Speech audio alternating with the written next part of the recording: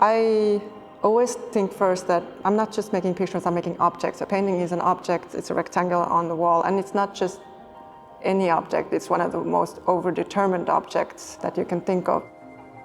My paintings are combinations of things observed and thoughts that intertwine with thoughts about picture making, painting itself. So they're not direct transcriptions of anything that I've observed. What I do is I make lists of things that I find interesting and things that I would like to paint.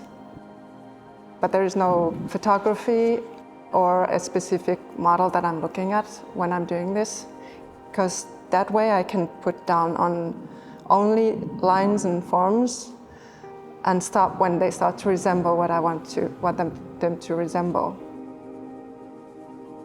I think I'm trying to find the most common denominator when I can.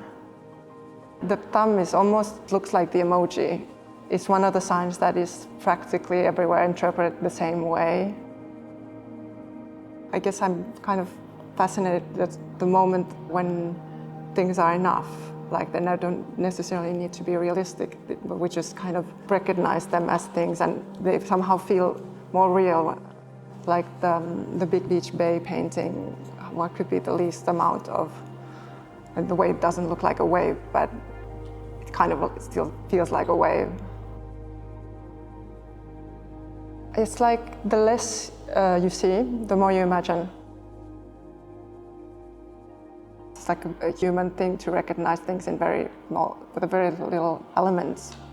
There's no animal that can recognize a human being in a stick figure or itself in a stick figure. It's just the level of abstraction that we're capable of is so much more complicated, even to project emotions on a stick figure. So